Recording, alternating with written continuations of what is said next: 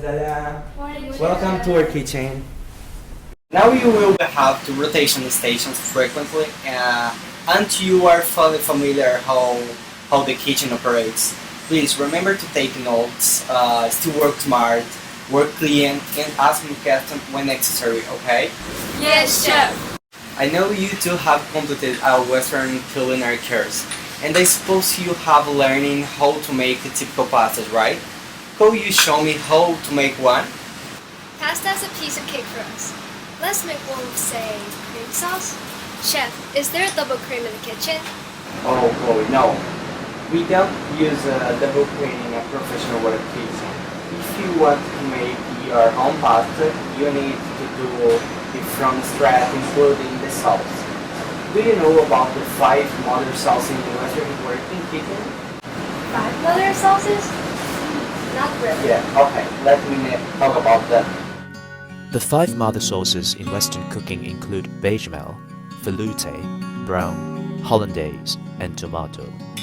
Generally known as white sauce, bechamel sauce is made out of a roux of flour, boiled milk, and butter. A creamy white sauce adds a smooth touch to white meat such as chicken and fish, as well as vegetables and eggs. The sauce is made by whisking hot milk into a simple flour butter roux.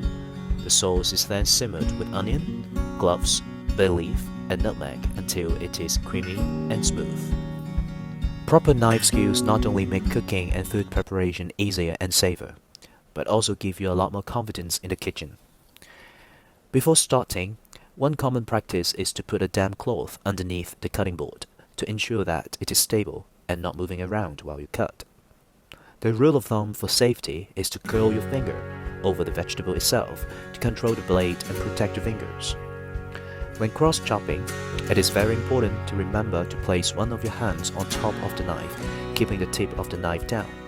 Then use your other hand to move the knife to cross over your ingredients. When cutting vegetables such as mushrooms and onions, you can choose to either slice or dice. For mushrooms, the easiest cut is to slice, but remember to cut the head off before you slice it. The dice is a tougher cut. Take cutting an onion as an example. First, cut the onion both vertically and horizontally without going all the way through. Then, you slice from top again from a different angle, and the onion will be turned into small dices. Well, know that the sauce and the ingredients are ready, okay?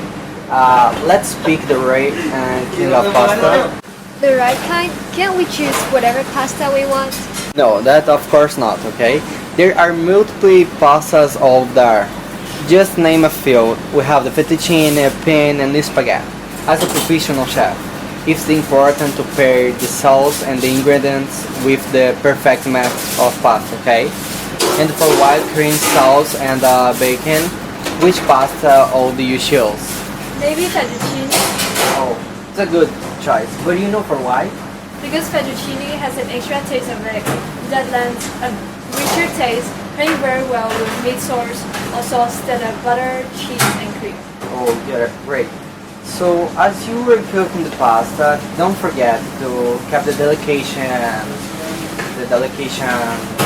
texture, okay? You know which is?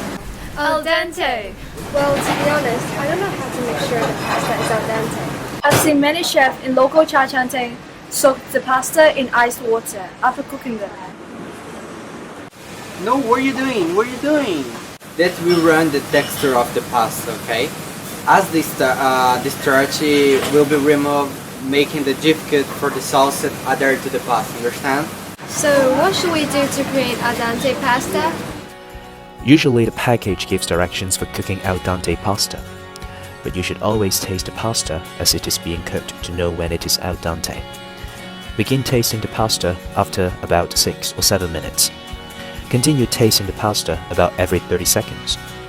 Al dente pasta will feel firm, not crunchy. You can also break a piece of pasta in half and look at the cross-section. Al dente pasta is mostly cooked, with a small core of uncooked pasta running through the middle. Yeah, good. Congratulations for your first day internship in the kitchen, okay? I think so now you can make the perfect pasta now. Congratulations. Thank you.